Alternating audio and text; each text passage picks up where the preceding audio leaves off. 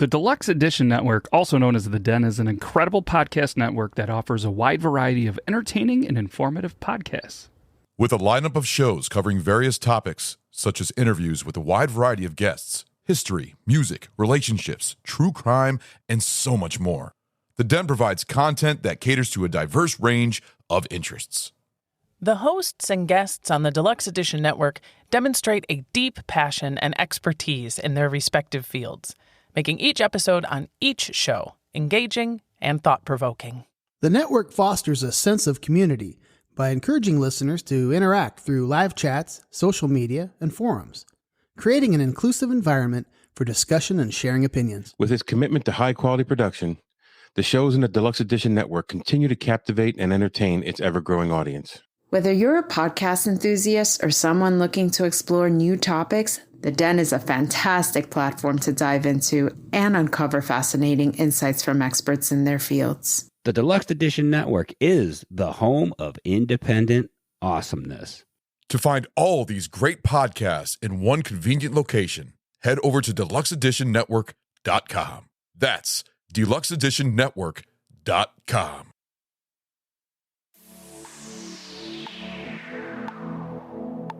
This podcast is part of the Deluxe Edition Network.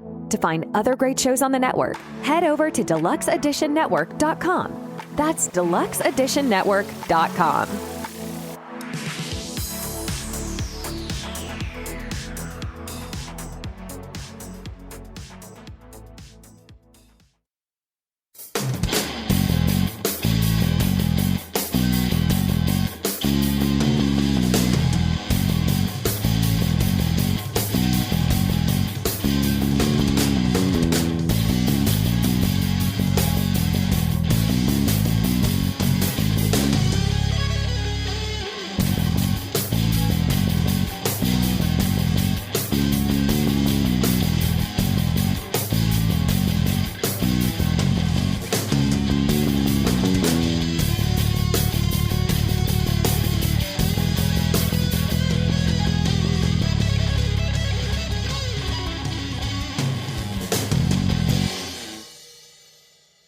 Hey, everybody. Welcome to Films and Fermentation, episode 131. That's right. We are Films and Fermentation, a movie and alcohol podcast. I'm Leo. I'm Kevin. I'm Mike. We're three friends who like to talk shit about movies while getting shit-faced. On this episode, we're getting a little meta. Meta as shit, as we like to say, because we're talking about movies within movies. And tonight, in particular, we're talking about movies about making movies.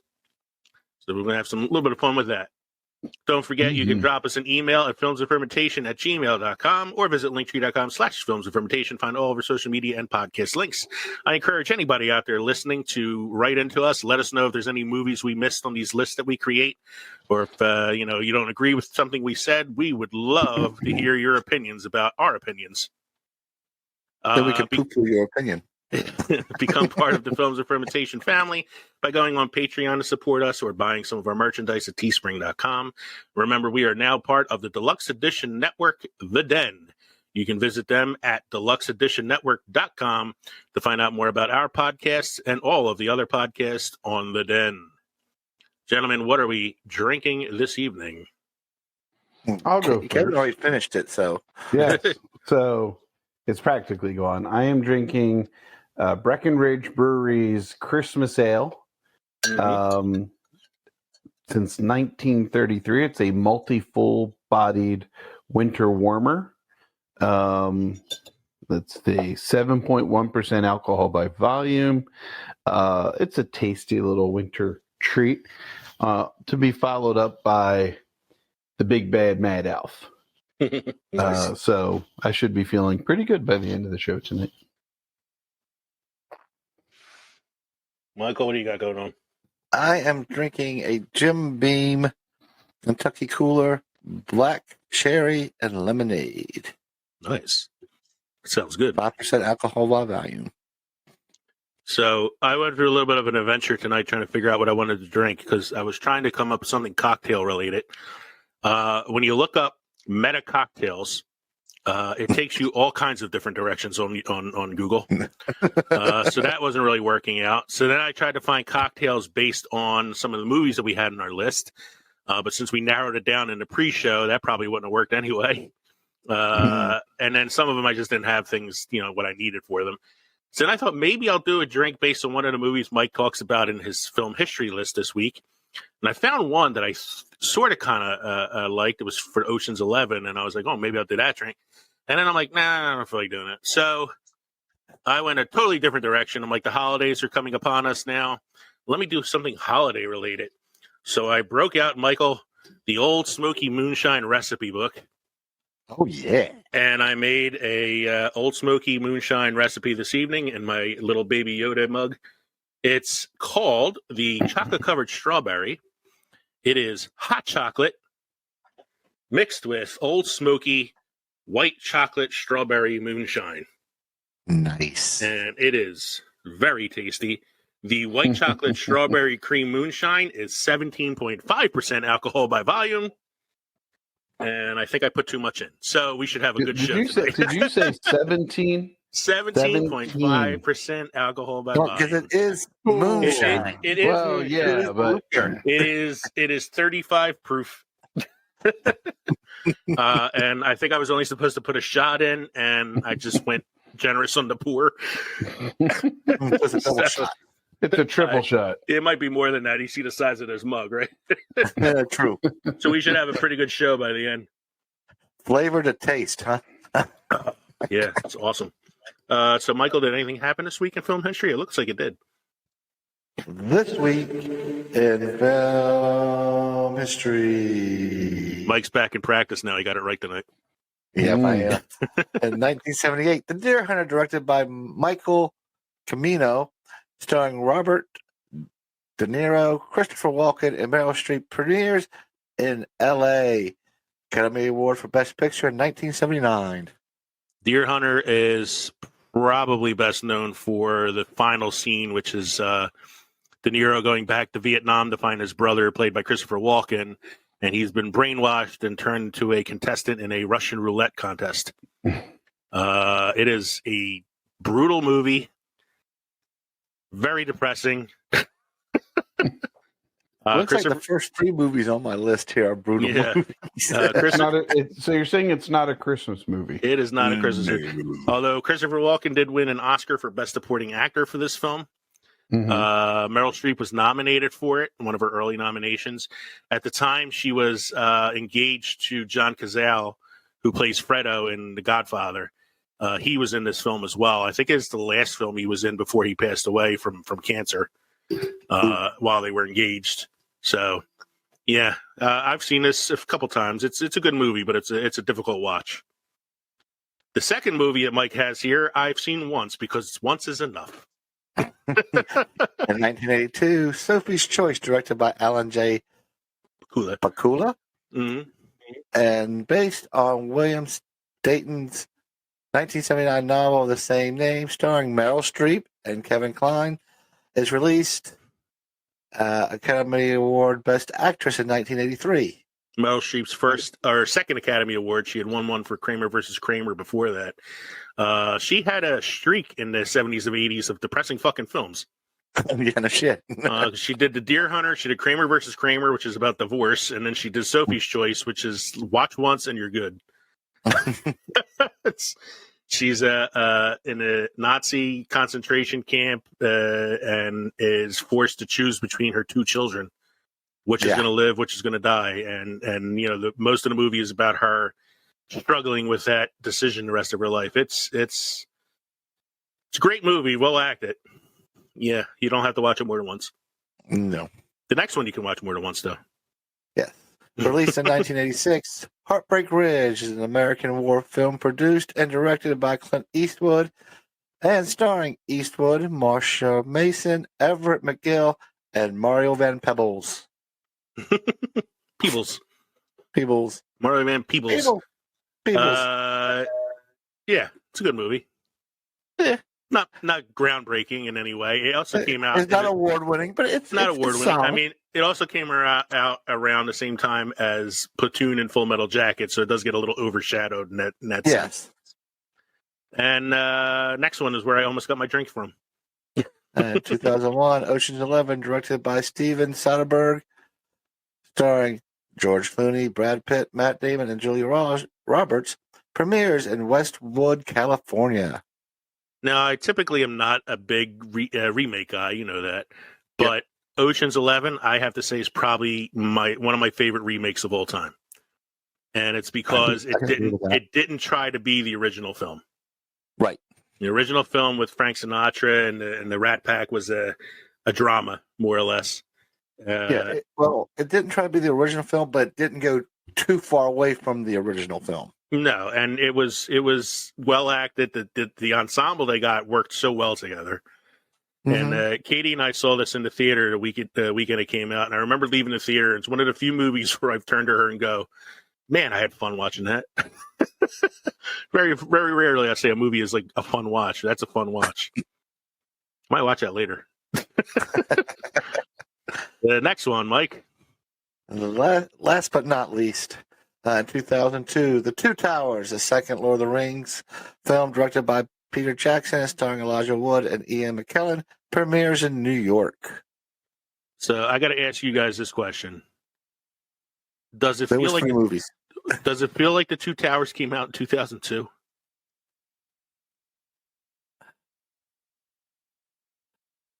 Yes and no. Sorry. This is good radio. So, it was yes and no. Yes. Oh, no, because it feels like just, a couple of years ago we were in the theater watching it. But yes, because it's on television all the fucking time. Yeah, what do you think? Is it earlier, I was going through all my DVDs and stuff from the basement trying to clear some things out. And I found just The Two Towers. I know I have all three, but I found just The Two Towers. Just like I found, Harry Potter and the Sorcerer's Stone and Harry Potter and the Deathly Hallows. That's it, I have all three right here. Out of order, by the way. The New Line, is it out of order? The New Line Cinema Platinum Series, which has all three films, the director cut with extra features and director commentary, and it's like 8 discs in each of these freaking boxes. And it's all Is it out of order? Fellowship of Intro? Oh, yeah, it is out of order. Okay, whatever. That reminds me. I was watching something the other night, and it came on the commercial for Oppenheimer. Buy it. It's got 3 hours of extra footage, extras on it. I'm like, it's a 3-hour fucking movie already. Movie to begin with. That's just 3 more hours of Florence Pugh banging Cillian Murphy. I'm not. Does anybody else feel that they should have marketed when they did the DVD release? They should have put out Oppenheimer and Barbie in the same pack. Oppen Barbie. The Universal Studios movies for one low price. It was the Barbenheimer Steelbook. Made sense. That's why they released them on the same day. Mm-hmm. Yeah, drive up sales. I was thinking with the Lord of the Rings series, it was so groundbreaking at the time, and the special effects and everything stand up so well today that it's hard to believe that they came out over 20 years ago. Yeah, right. I always, in my mind, I always think the first one was 2005, but I think Return of the King was 2005 or something, or 4 or something like that. Could be 2003 because I think they came in consecutive years. Did they come out in consecutive years? Well, they filmed them all 3 at once, so they could do all consecutive years. So I feel like every time I think about it, I think, oh, it came out later than that. But no, we were young. We were never young. I just celebrated the. I was under 30. Yeah, I was young in 2002. It was my second year teaching. I was 24. We all had knees that wouldn't crack when we had knees that wouldn't crack. I just celebrated the 25th anniversary of my 21st birthday. I still had knees that cracked, but yeah, but now I got knees that crack, ankles that crack, back that cracks. I pulled a muscle getting out of bed. I bruised a rib sneezing the other day. He said to me, I pulled a muscle turning my head in the car. Like, somebody have any must-try beer or craft destination for this evening? Let's see what do I have tonight. I have a craft destination somewhere around here. Here it is.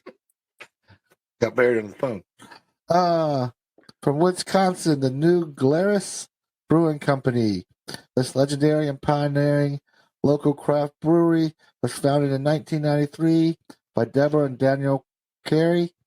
It is a very popular destination since the brewery only distributes their award-winning beer in the state of Wisconsin. Classically trained brewer, Dan brews about 20 different styles each year, including the now famous cream ale Spotted Cow, but the lagers, strong Belgians, and fruited sour ales are just as coveted. There you go. If we ever go to Wisconsin, we know where we need to go. I have a question. I have a question about the phrase "classically trained brewer." That means he was probably trained by somebody in Germany or one of the big brewery companies. So like I looked up classically trained brewer on YouTube or on Google rather because I wanted to get like a definition for it, and the Heist Brewery is the first thing that pops up. It's classically trained. Yeah, I got to figure out what that means. Classically, it's like they learned how to brew while playing the violin. It's just Stradivari brew. So before we get to our synopsis according to Glip tonight, Kev, I got a dad joke for you. Oh, I love them. Why can't you hear the pterodactyl going to the bathroom? Because the P is silent. That's a good one. I like that. That's very good. All right. It's time for our synopsis according to Glip. Synopsis according to Glip, brought to you by Newsly.me. Newsly.me is an audio super app for iOS and Android that reads the news to you in a natural human voice.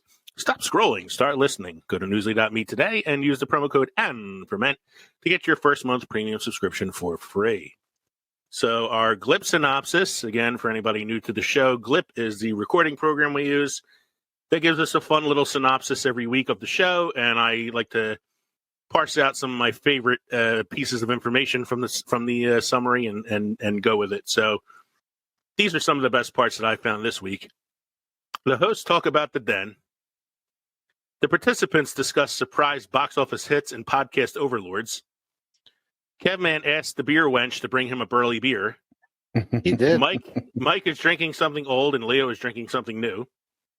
Leo wants to know what Glip thinks about Jackson's Hole. Leo and Mike discussed the box office hits, but Kevman wasn't paying attention. Mike wants to know what else is new. So Leo slowed it down for Kevman. Leo tells Kevman that Mac and Me is not on the list, and Mike thinks Leo is transparent. It was a pretty good synopsis this week. Yeah. So breaking it down, we talked about the Den, our new network that we belong to, the Deluxe Edition Network, the Den. Surprise box office hits was the subject of last week's episode, and the podcast Overlords was a Twitter account who was doing some promoting for us that day. Kev's beer wench is his wife, who he asked to bring him his beer because he forgot to bring it up. Mike was drinking an old smoky, what was it, the black cherry or like strawberry lemonade or something like that.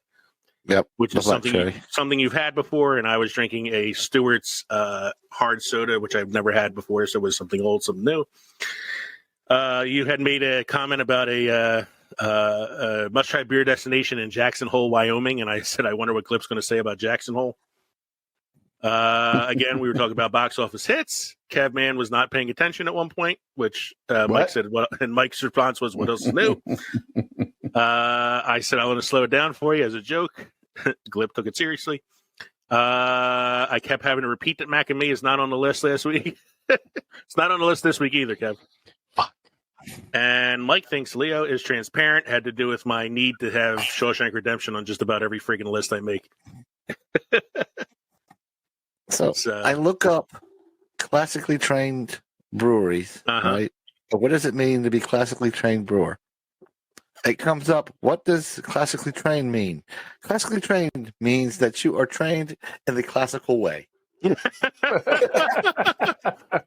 Oh, man, I'm glad we got that cleared up. I was going to torture me. I thought you couldn't use the words. Yes, to you should define the word with the word itself. And I'm not a teacher. I know that. No, that came from Reddit. Yeah. Oh, that came from Reddit? Right. Oh, that makes sense. That's where all the experts are. That came from Urban Dictionary. Urban Dictionary. Remind me to tell you about some of my favorite Urban Dictionary terms one day. That was our synopsis according to Glip. We will be back after a short break where you'll be hearing some messages from some of our podcast friends out there. When you come back from that short break, we're going to go to our main segment, Movies About Movies. And on tonight's show, our Movies About Movies is going to concentrate mainly on movies about making movies. So we'll be right back. Hey, this is Casey Shearer. And this is Ray. Do you like pop culture? We're pretty sure you do. Then come on over and check us out at deluxeedition.show. You will not be sorry. Or maybe you will be. I don't know.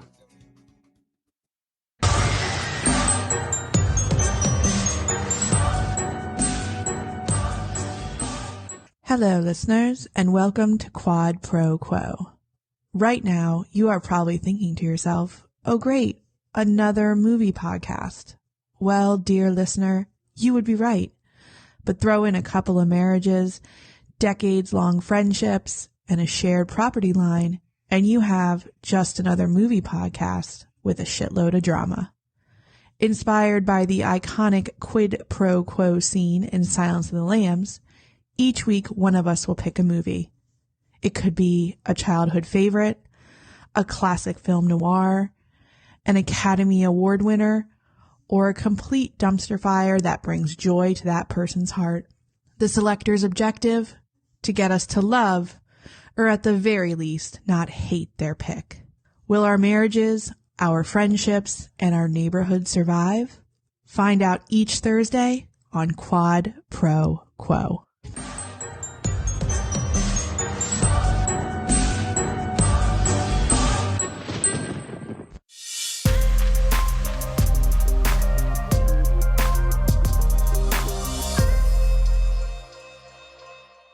Hey movie lovers, it's Jackson here from the Back to the Blockbuster podcast. If you've ever wanted to hear an amateur cinephile and an industry professional chat about film and television, then look no further, because every week my co-host Gaius and I, we bring you the latest industry news, break down the most recent trailers, try to beat the box office with our weekly predictions, and dive into our favorite movies on their anniversaries. And every second Friday, you can look forward to the Back to the Blockbuster spin-off, Deep Dives with Owen and Gaius, where the duo dissects a movie of their own choice. All this and more wherever you get your podcasts. Our short break. Thank you for sticking with us. Tonight, we're doing a topic called Movies About Movies, and we decided this is one that can be a recurring topic because there's so many different things you can talk about. You can talk about movies that have movies within them, movies about making movies. You can talk about movies that have meta scenes in them. So tonight, we decided to focus on some movies that fall under the category of movies about making movies. We have 10 movies on this list. Of course, the list is not complete. We're just picking out a few that we enjoy and that we'd like to talk about tonight. If there's another movie you think we should have covered, or a movie that you think we are neglecting or something like that, feel free to send us a comment. Let us know. And somebody can say Argo. Yeah, Argo. We can add it to a list. Argo. I forgot about that one. Yeah. It's a movie about making a fake movie. Maybe about making a fake movie in order to save people, but it's based on a true story, apparently. Yes. Except the real guy was not Ben Affleck. He was Latino. The first movie we have on this list about movies about making movies. Racist. Talk about racist, yeah. The movie is Tropic Thunder. We got blackface. What do you mean, you people? What do you mean, you people? What do you mean? What do you mean? What do you mean, you people? While shooting a war film, the director attempts to liven up proceedings by dropping the principal actors into the middle of a real jungle, claiming he's going to capture their performance with hidden cameras. The hapless group, including drug-addicted comedy star Jeff Portnoy, played by Jack Black, po-faced Method Man Kirk Lazarus, played by Robert Downey Jr., as well as other characters played by Ben Stiller and the like, are completely unaware when a series of unfortunate events leads them into the middle of a real war zone. This is a real, like, comedy of errors kind of film. Yeah. Now, personally speaking, I think the best part of the movie is Tom Cruise as the movie executive. I think he's actually supposed to be like Harvey Weinstein or something like that in those scenes, and it's pretty funny. But like, so it's a movie about making a movie where the studio hires a first-time director because he's cheap. He has no idea how to handle the actors. They have all their own personalities, so he takes them into a jungle, drops them there, tells them he's going to film them in these real situations with hidden cameras to try to get a rise out of them, get them scared, make them act better. And then the director gets blown up by a landmine. They think it's part of the show.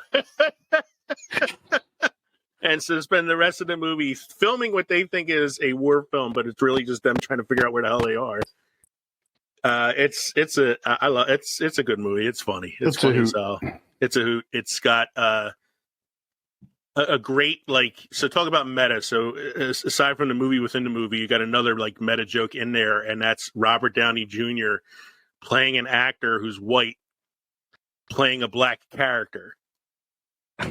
And it's like, it's a meta in joke on the fact that even a black actor can't get good black parts because white people are taking them. And for anybody who thinks it's a blackface thing, it's not. It's a commentary on that sort of thing. And he got nominated for an Oscar for it. He's awesome in the film. I remember Jamie Foxx was on the Joe Rogan podcast one time, and he was asking him about Robert Downey Jr.'s performance in the movie and whether he was insulted by it or not. And he's like, no, I get the joke. The joke is that these great parts are not going to the people that they should be going to. And he's, it's so funny. I think, also about movies within movies. The whole movie starts with trailers for other films that these guys made. What was it? Simple Jack? Simple Jack was the Ben Stiller film. He's an action star who makes like this whole franchise of films, and he's trying to be taken seriously in Hollywood. So he makes this film about a man with like mentally handicapped man. Mm-hmm. But it's like ridiculously insulting and over the top. And that's where you get the whole conversation between him and Robert Downey Jr. about how you never go full retard. Too much. Like, he goes, it's too much, man. You never go full retard. It's like Tom Hanks, retarded? I don't know, just slow.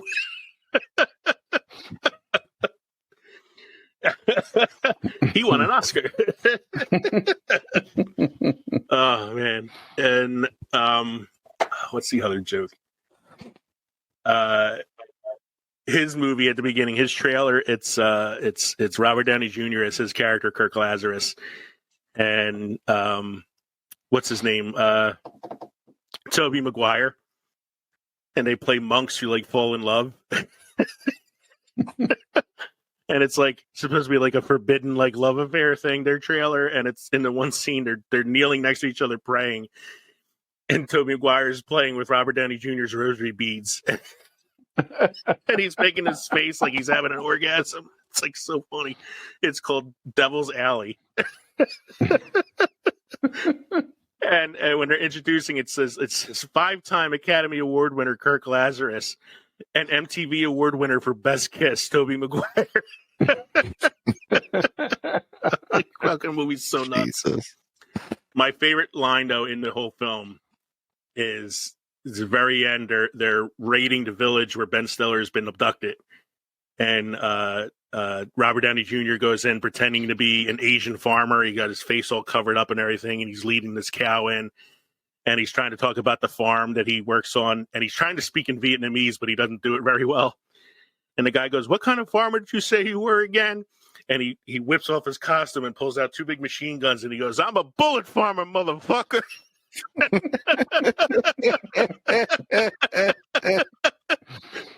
This fucking movie's so nuts. I love it. Anything else? You have to admit, though, Tom Cruise, with those small bouts of his performance, he kind of steals it, you know? He's probably the best part of the film. He probably should have got an Oscar nomination. He was awesome in it. He actually did it uncredited at first. I mean, it's him. You hear his voice. But the scenes with him and McConaughey playing Ben Stiller's agent, and who's it? Bill Hader plays his assistant, and he's constantly like shitting on him. And he's like, I remember at the very end, he says I forgot what Bill Hader's character's name is, but he's like, "Hey, you did a good job tonight." He's like, "Really, sir?" And he goes, "No, a nutless monkey could do your fucking job. Get out of my office."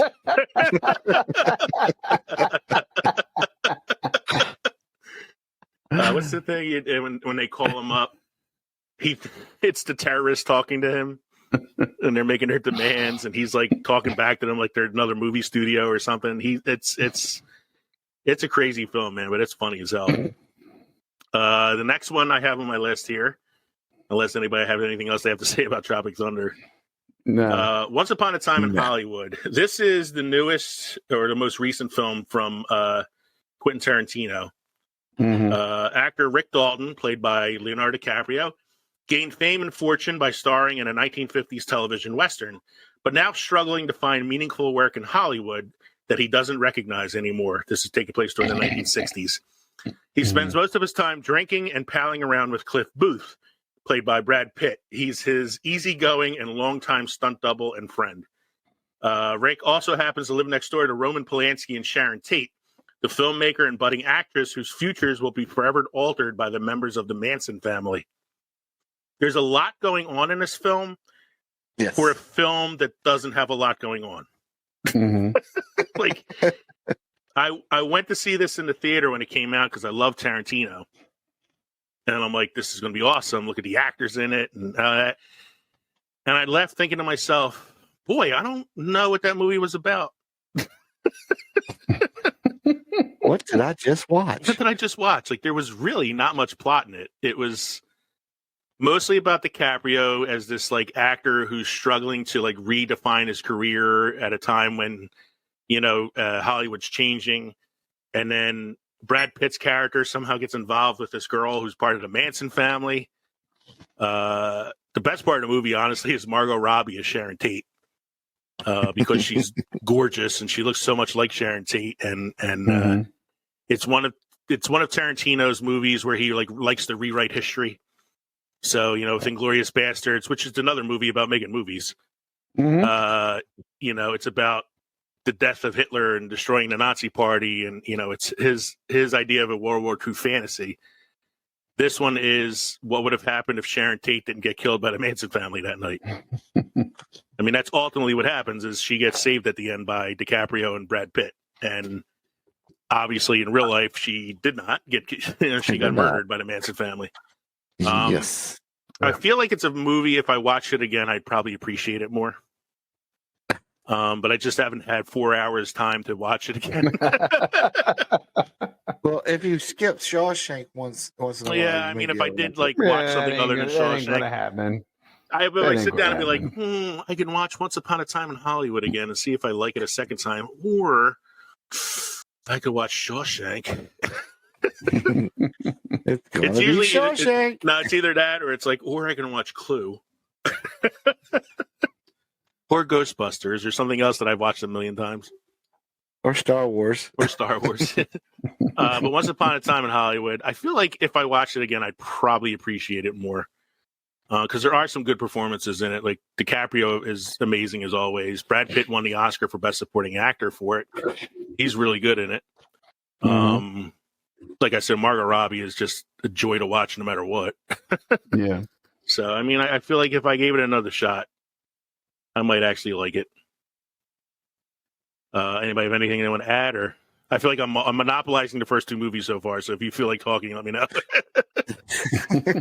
We have 2 cents every I have a lot of alcohol in my system right now. Yeah. We're waiting for you to start slurring, so we have to start, Yeah.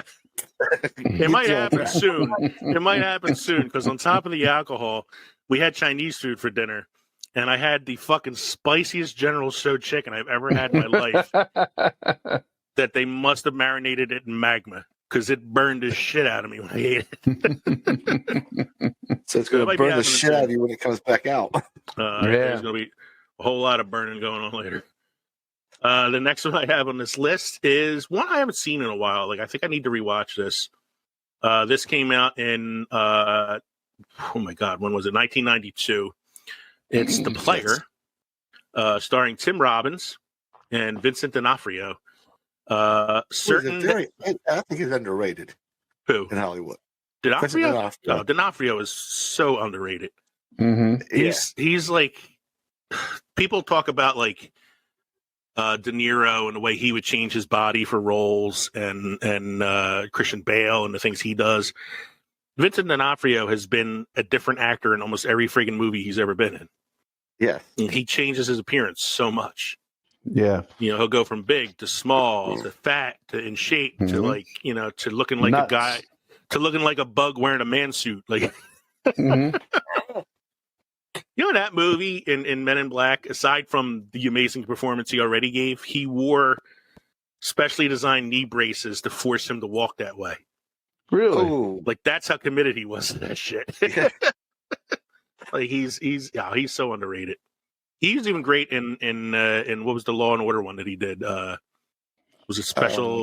Criminal Intent. Criminal Intent. Yeah, like, I mean, he's amazing, and I think him as the Kingpin right now. Oh my God, he's so fucking good as the Kingpin. So I hope they keep him. So the movie The Player is says certain that the anonymous threats he's been receiving are the work of David Kahane, played by Vincent D'Onofrio. Producer Griffin Mill, played by Tim Robbins, tries to fix things over cocktails. Instead, Griffin ends up murdering the screenwriter and courting the dead man's wife or dead man's girlfriend. As police investigate, Griffin concentrates on a prestigious film that might reinvigorate his career, but he soon learns that David's demise hasn't been forgotten by everyone in Hollywood. And like the trick of this is that, like he accidentally murders this guy, but kind of plays it off like, okay, I'm going to make this movie and reinvigorate my career. And it's kind of like there's multiple stories going on. There's a shit ton of actors in this film. I got to look it up on IMDb so I can get this right here. Tim Robbins, Bruce Willis, Burt Reynolds. Greta Scacchi plays the girlfriend, Fred Ward, Whoopi Goldberg, Peter Gallagher, Vincent D'Onofrio, Dean Stockwell, Richard E. Grant, Lyle Lovett, Sidney Pollack, Jeremy Piven, the guys you just mentioned, Bruce Willis and all them. Like, there's just so many people in this film. And it's a Hollywood studio exec is being sent death threats by a writer whose script he'd rejected, but which one? So, like, it's also like a kind of like comedy of errors and mistaken identity and all that stuff. And this is pre-Shawshank Tim Robbins. He's not done Shawshank yet. He's actually like pretty much coming off of Bull Durham at this point. Yeah. Bull Durham and Howard the Duck. Whoa. I'm looking at it. Whoa. We can't keep doing all that. No. You saw I separated them. We have our list. What did you do? I'm not even nothing. on here. You added shit? I did nothing. I see that. I see what you added. This may be something we revisit, and I don't want to forget these ones. That's all. We'll see how far this goes, because I can talk about those too. They're obviously all films I've seen. Mm-hmm. We're 54 minutes into this already. We need to get moving here. And we're on movie. We're on movie 4. I thought this was going to be a quick episode.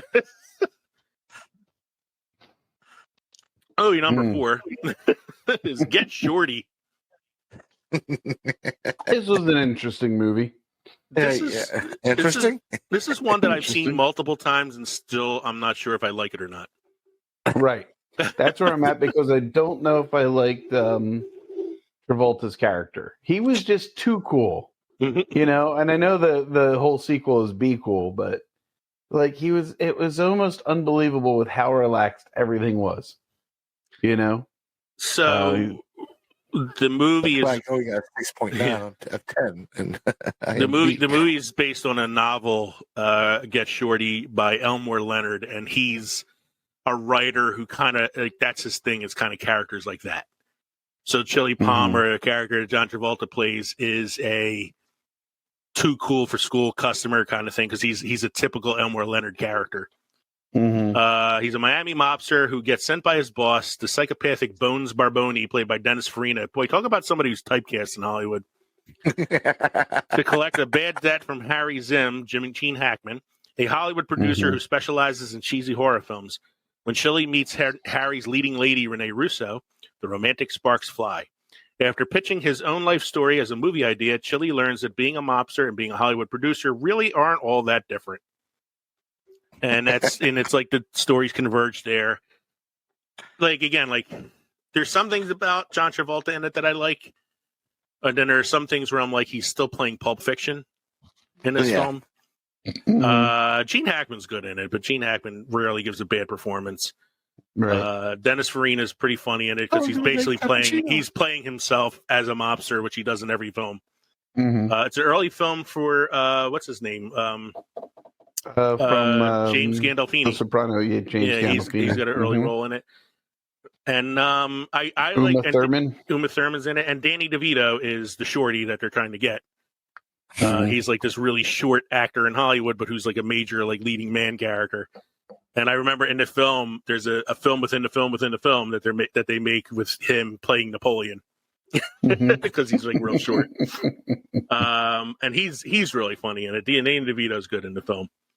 But there's like when I watch it, I feel like some of it feels like it's trying to be Pulp Fiction a little bit.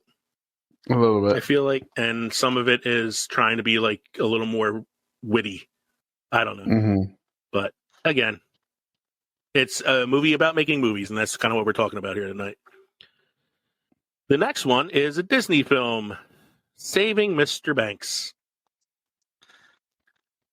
And this was the production of, you're right. It's a Disney film because Disney's in it. Yeah. Yes. It's the production of Mary Poppins. Spurred on by a promise he made to his daughters, Walt Disney, played by Tom Hanks, embarks on what would become a 20-year quest to obtain the movie rights to Mary Poppins. The author, P.L. Travers, played by Emma Thompson, proves to be an uncompromising curmudgeon who has no intention of letting her beloved characters become mangled in the Hollywood machine. However, when the book stops selling and she finds herself in need of money, Travers reluctantly agrees to consider Disney's proposition. And then you get this whole like series of events in which she's like meeting with the musicians who are writing the songs for the film, and she's like, "Wait, it's a musical!" Like, wait, there are penguins, cartoon penguins, and But the whole like point of the film, Emma Thompson was gold in that movie. She's fucking. She was great. Emma Thompson's gold all the time. True. She's really good in Love Actually, Mike. Yeah, she was. I didn't know there were lobsters in the Nativity. Lobster number 2. Yeah. One thing I will say is that I think the part of the movie I liked more was her reflecting on her growing up and her father, played by Colin Farrell, and the troubles that her family had as she grew up, which is why the character of Mary Poppins, like why it was so important to her to keep things the way it was. Because ultimately you discover that the book was not about Mary Poppins. It was about saving the father, Mr. Banks, because he was the representation of her father. You know, so that's why it was such a personal story. Basically, that was what the movie was about, too. But it was because she kind of stepped in and said, no, this is what it has to be about. They were focusing Disney so much on Mary Poppins. Right. Yeah. They was put a lot of changing it emphasis very much. Right. Yeah, so I mean, it was, and she, in the film, she seems to be pleased with it at the end. But the real life P.L. Travers cried after the world premiere and refused to ever sell the rights to any of her books ever again. Tossed a drink in Disney's face and stepped on Julie Andrews' foot at the premiere. I mean, I could be making that up, but then again, so was the movie. I think you might be making it up. It's a similar thing to Roald Dahl in the Willy Wonka books. After he saw the Willy Wonka film, he said, "I'm never selling rights to my books again." And yet they still get sold. It's like Alan Moore with all of his comics. Well, he gives all the proceeds go to his artist, his artist. He doesn't take any of the money for it. Right, but he still hates the movies that come out based off of his graphic novels. Yeah. The next one I have on my list is most authors hate the fucking movie that come out of their books. It's like I would love to like publish a book one day, but then I'm like, what if my book becomes a movie? And then I'm like disappointed by it. What did I hear? The guy that did Hitchhiker's Guide to the Galaxy. Douglas They Adams. waited. Him. They waited until they could do it right. You know, like that's why it took so long for production. And even then, he retained creative rights on his works, which was like a smart thing to do. You know, retain those rights, so then they can't just make it without you. And so they had a radio show that they did. They had another movie that they made in the 70s. A couple other like radio programs. So like everything that they did produce off of his books, he was okay with. The film that came out with Martin Freeman and Mos Def and all those actors, he had passed away right before the film was released, but he was involved in the majority of the production of the film. Right. So like any changes to the story and all that were all things that he gave permission for. Mm-hmm. And I thought the movie turned out great. It didn't get. I don't think it got as much play as it should have. I wish it was more popular because then we might have got some sequels. You know, that is another topic. I know. Books that move into movies. Yeah, we're going on another tangent here. So getting back to the list, letter F on my list here is Cinema Paradiso. I saw this for the first time in high school in my Italian class. Oddly enough. So it takes place in Italy, obviously. Young Salvatore De Vita. It's a Dutch movie. Yeah. Sorry. Young Salvatore De Vita, played by Salvatore Cascio, discovers the perfect escape from life in his war-torn Sicilian village, the Cinema Paradiso movie house, where projectionist Alfredo, played by Felipe Nore, instills in the boy a deep love of films.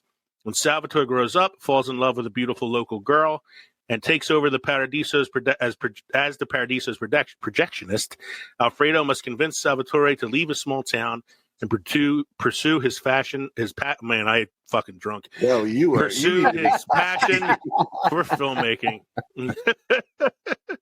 This is a personal love of mine. I saw this in high school, like I said, and I immediately fell in love with it because it's a movie about a boy growing up in a movie house, becoming, falling in love with movies, and eventually making movies of his own. And I'm like, boy, that's a dream. It's a foreign film. It's in Italian. It's all subtitled, unless you speak it.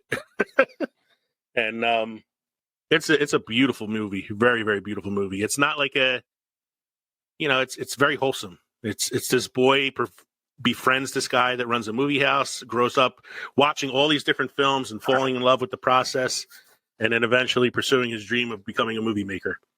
It's a semi-autobiographical movie for the director of the film. So if you've never seen Cinema Paradiso, I have not. You should check it out. It's a beautiful movie. Okay. Very, very good movie. Came out in 1988. Next one I have here, Mike added this one earlier, Silent Movie, which is a Mel Brooks film. Mm-hmm. Movie about making a movie. The movie itself is silent. It's about making a silent film. Not the first silent movie to be made about making a silent movie. No, it was the first. It is the first movie. Because the other wasn't one won the an last. Oscar. Wasn't the the other last one won an Oscar. Yeah, I know, because Kevin just added it to the list. The best joke in Silent Movie is when they ask a question of the famous mime Marcel Marceau, and he speaks the only word in the entire film, which is no. And that's like the biggest joke in the film. Not one of Mel Brooks's best, I will say, but it's got its moments because it does have Marty Feldman in it, who's always fucking funny. Well, the cast of characters it has in it, you know, God, you got Dom DeLuise, Burt Reynolds, and Bancroft. Sheesh. It's done quite well, but it's the usual cast of characters for like Mel Brooks films. Yeah. But I think you have to kind of be in on the joke a little bit. The next one I have here is Jay and Silent Bob Strike Back, which features two movies within the movie. The first is the movie that they're actually making, Blunt Man and Chronic, which when they find out this movie is being made on these characters that are based on them, they are going to go to Hollywood to either stop the film or get the money that they deserve for it. Along the way, they get to see the making of Good Will Hunting 2 hunting season. The best part of that is you see Ben Affleck and Matt Damon talking in between scenes. And he's like, I really don't want to be doing this. And Ben Affleck's like, but I told you, man, you got to do shit like this. And then you can do other shit. I did Paycheck, or I did, what was it, Reindeer Games, so I can do this. You have to do this if you want to do another good. You know, so it's like you got to trade off in Hollywood. And then they turn to the director, Gus Van Sant. And he's like, Gus, what should we be doing in this scene? And he's counting money. And he's like, stop, leave me alone. I'm busy. Trivia question: which two actors did they get to play Jay and Silent Bob? It was Jason Biggs from American Pie, right, and Dawson from Dawson's Creek. James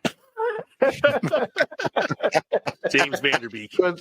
James Vanderbeek. Yeah. The last pie great fucker. Pie fucker. Everybody just remembers the fucking pie.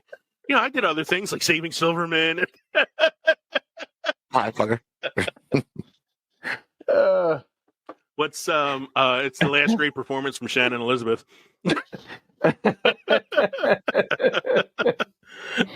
This movie's great. The scene where the truck pulls up. What was the name of the organization? I know Mike doesn't like Will Ferrell, but what was the name of the organization? Because he goes off on a whole thing. Oh, it's the Clit. The one that Shannon Elizabeth and Elijah Dusko and all those belong to, right? Yeah. The female thieves, they're the Clit. Like and Will Ferrell's like on the news, like, we can't find a Clit. The Clit is just difficult to find. We wish there was like it's not real. The Clit is, we're not even sure if the Clit is real.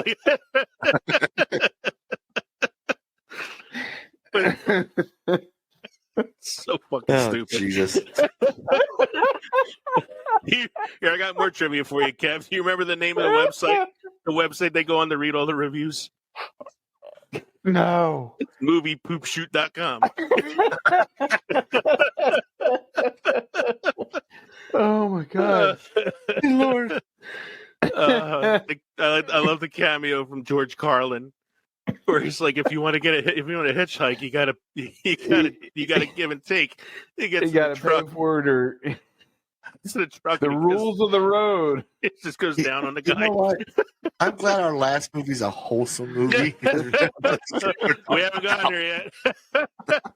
I know. I see what's there. there. Get through Booking Nights. I know. At least we're going to end on a wholesome note. Oh my god, I'm sweating. Oh man, I gotta watch Jay and Silent Bob Strike Back now. It's been a while. It's been a while for me too. I watched Jay and Silent Bob reboot, and it was it was okay. It was a lot of the same jokes, and they actually make jokes about the fact that it's a lot of the same jokes. So, plus, Jay and Silent Bob Strike Back ends with a movie. Ends with a performance by Marvin. What's his name? And the time. Oh, yes. I can't remember the guy's name. Not Marvin Gaye. Marvin. Was it something Day? I think at the time. I don't remember. Boogie Nights that is the was next also one. a movie about. There were movies that was. I'm sorry, just going back really quick. Jay and Silent Bob Strike Back was a movie about movies being made because there was Good Will Hunting too. But then you had Blunt Man and Chronic. And Chronic, right. And the movie being made there. Okay, another trivia question for you. Yeah, it's a Cockknocker. I was going to say, what's the name of the villain? The Cockknocker. Played by? Oh, Mark Hamill. Who's the director? By Chris Rock. Chris Rock. Some motherfucker getting sued for this shit.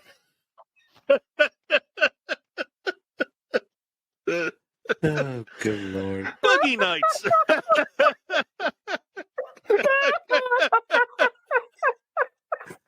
Jesus. I love it when Kevin loses it. I love it when Kevin loses it. Oh, man. Yeah. I'm remembering him as a director and the guy, the assistant that he had coming by.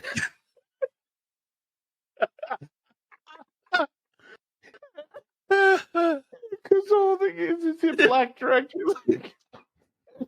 It's white man coffee. I found the TikTok clip for the night.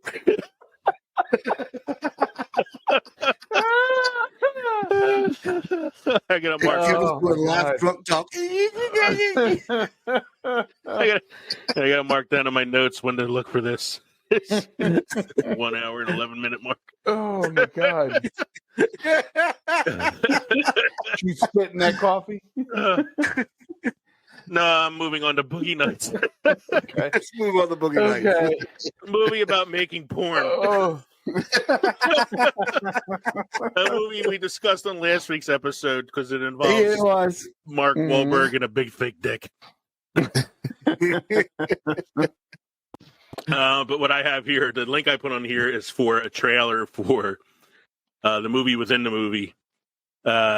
He as Dirk Diggler and John C. Reilly as Reed Richards. That's their porn names. Decide that they're going to make a movie about a couple of detectives going after like a drug cartel because they're into like these 70s like kung fu films and shit. It's called Brock Lander's Angels Live in My Town. And it's just basically a glorified porno. But when they make it, and I remember when they make it and they premiere it, they have a scene with Burt Reynolds, who plays the director, watching the film, and he goes, "Oh, this is the one they're going to remember me for." as if it's like Citizen Kane. I'm not going to spend too much more time on Boogie Nights because I think I'm like losing it tonight. So let's go to the, because nothing says segue from Boogie Nights and Jay and Silent Bob Strike Back like Singing in the Rain. Singing in the rain, just sing. Although I can ruin that one too if I start talking about Clockwork Orange. Oh Jesus! Please stop. Singing in the Rain. Kev, you want to take this one? Yeah. I need a minute.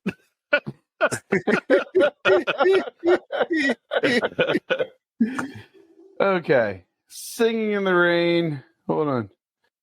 There we go. Coming up on starring Donald O'Connor, because he's the first one you think of when you think of Singing in the Rain. Not Gene Kelly. Gene Kelly, Donald O'Connor, and Debbie Reynolds. This movie takes place during the cusp of from silent movies into talkies. Excuse me. It's 1927. Hollywood Monumental Pictures' biggest star, glamorous on-screen couple, Lena Lamont and Don Lockwood, are also an off-screen couple. If the trade papers and gossip columns are to be believed, both perpetuate the public perception, if only to please their adoring fans and bring people into the movie theaters. In reality, Don barely tolerates her, while Lena, despite thinking Don beneath her, simple-mindedly believes that what she sees on screen in order to bolster her own stardom and sense of self-importance. It isn't until The Jazz Singer in 1927 comes along, becomes a bona fide hit, which results in all the movie theaters installing sound equipment, and Monumental Studios knows that they need to get on board. While trying to do this, while trying to install the sound technology, they notice multiple flaws from where they position the microphone to how the people turn their head. But above all is Lena Lamont's voice, which sounds like this when she talks. So they hire Debbie Reynolds to what would you call superimpose or she's sort of like the overdubbed voice, yeah. Right. Yeah, the voiceover. They did the same thing for Natalie Wood in West Side Story. Like when she's singing, it's not her. Right, So right, it's like right. the And overdub I'm voice. sorry, I should say that her character is Kathy Selden, Mhm. who's just a simple singer, chorus girl, trying to make her way into the Hollywood scene, but kind of, hitting the wall every time. She ends up getting a relationship with Gene Kelly's character, Don.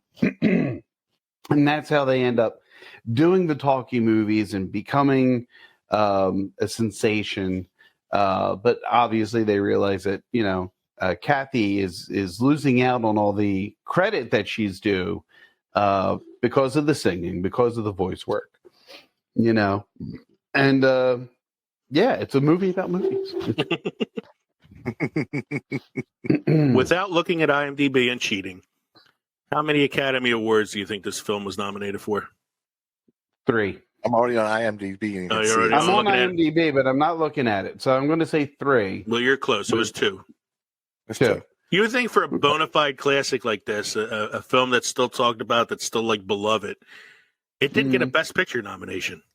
Really? Because the Academy sucks and doesn't know what it's talking The about. thing about the Academy, though, is they love a movie about making movies because it's like sucking their own dick. So, I mean, like...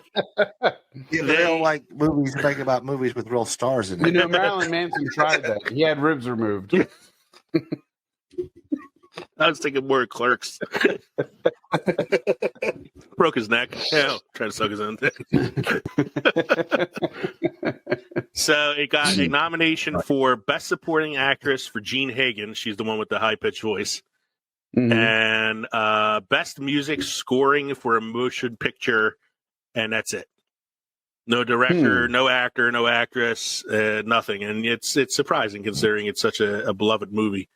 And I think it was Debbie Reynolds' first movie. Was it? I think it might have been her debut. Yeah, I don't know off the top of my head, but I know she was young. So if it's not her debut, it's a very early role for her. You son I of had a heard bitch. that Donald O'Connor wasn't supposed to play the friend. It was supposed to be Danny Kaye. Okay. But he wasn't available to fill in. Honestly, I think I heard Donald something O'Connor like did that better too. idea. Yeah, I Danny mean, Kaye was supposed to be in it. because I think when did this come out? This came out in 1952, which is around the same time that White Christmas came out.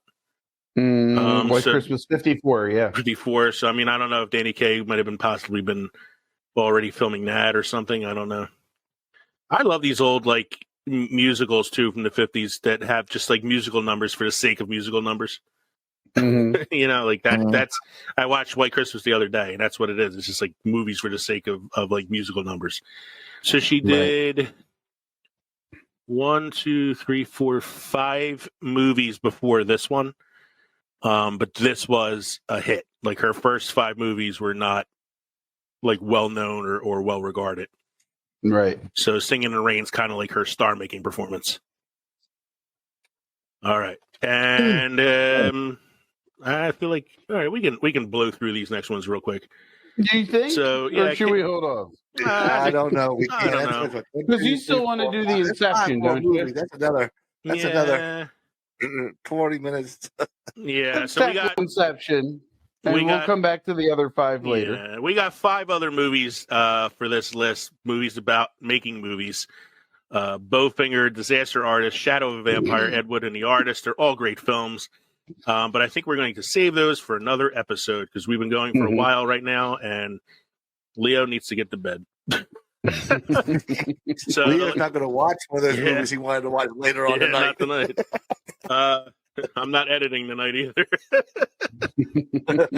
So the last thing I have on here is something I read earlier today that I thought was kind of funny, and it's about Inception, the Christopher Nolan film from 2010, great movie, and how it's a movie secretly about making movies. And this is what it says. Christopher Nolan may be his generation's finest director of movies about movies that aren't technically about movies. Take Inception, the story of a master thief who steals secrets by entering his targets' minds while they sleep. As films are often compared to dreams, Inception's subject matter is inherently cinematic. Then you factor in the way DiCaprio's character assembles a team of specialists to help him execute his heist. And it looks suspiciously like the story of a director, DiCaprio, who is even costumed and styled to look a little bit like Nolan. Putting together a crew to help him achieve his artistic vision includes what amounts to a producer, Joey Gordon-Levitt, a production designer, Elliot Page, and an actor, Tom Hardy. And when you break it down like that, it kind of is, and they even have Ken Watanabe's character, the Asian businessman who hires him. He's like the money behind the film. And then you have Cillian Murphy, who's the subject of the film, and then so it's and then when you think about it, it's dreams within dreams within dreams, so it's almost like a film within a film. So I just thought that was kind of like a funny little thing that I read earlier, and I wanted to share it. Mike, while I still have a little bit of a voice left here, do you have any beer trivia or history for us this evening? I have beer trivia for you tonight, boys. A device called a glass blender supplies both carbon dioxide and nitrogen at dispense to allow some beers, such as dry Irish stouts, to be poured with an exceptionally thick, creamy layer of foam. Because you need that. A glass blender. A glass blender. I thought you were going to start talking about smoothies or something. Nah. So how are your drinks this evening, gentlemen? Very good. Yes, I went through them way too quickly. You can never go wrong with bourbon. I think you can conjecture that I enjoyed my drink this evening. Is it empty, Lee? It's the best hot chocolate I've ever had in my life. I have some of that tonight. I decided to love. I poured this before I realized how much was in it, like alcohol by volume. I made the hot chocolate and only put it up to about here, and then the rest was moonshine. So I feel pretty good. Nothing hurts tonight, boys. Katie, my wife just said from the other room, "Do I have to take away your hot chocolate?" And too late. I already drank it. So thank you for joining us tonight for episode 131, Movies About Making Movies. We hope you enjoyed listening to the podcast as much as we enjoyed recording it for you. Don't forget, you can drop us an email at filmsandfermentation@gmail.com. Let us know what you thought about tonight's episode, if there was anything we forgot or anything you'd like to say about the films we chose. Don't forget, you can also visit us at linktree.com/filmsandfermentation to find all of our links to social media, such as Twitter, Instagram, TikTok, etc., as well as our podcast links. Don't forget, we are now a member of the Deluxe Edition Network podcasts, and you can find us at deluxeeditionnetwork.com, The Den, or you can support us on Patreon or by buying merchandise at teespring.com. Hey, they can also comment about our drinks if they really want to. I mean, not just about the movies. How about our drinks, too? If you like our Give us some suggestions. The holidays are near. Yeah. What are some holiday favorites? We're looking to branch out. We'll take suggestions on drinks. We'll also take suggestions on movie topics as well. Like we are happy to hear from anybody out there. And if you'd like the recipe for my drink tonight, I'll give it to you. Hot chocolate and white chocolate Moonshine. strawberry cream moonshine. A lot of it. Moonshine. Moonshine. Old smoke. Moonshine. Don't forget to stop by the crossroads between Pickled and Fermented next time around for episode 132. Look, I got that one right, even though I didn't type it right on the notes. Episode 132. Hey, Bob. My wife just came in to look at me disapprovingly. You should have seen Kevin lose his mind tonight. I'm done anyway, Bob. You can put that away. I think I may have put the Jay and Silent Bob in the donate bin. I may need to pull that out. So anyway, don't forget to stop by the Crossroads between Pickled and Fermented next time around for episode 132. Next week, we're talking about our favorite performances from actors playing Santa Claus. I know him. I know him. And for this episode, we're bringing back the bracket. It's back. So we have a Sweet 16 of actors who have played Santa either in film or in animation. And we're going to vote to see who our favorite Santa Claus is in the first of two upcoming Christmas specials.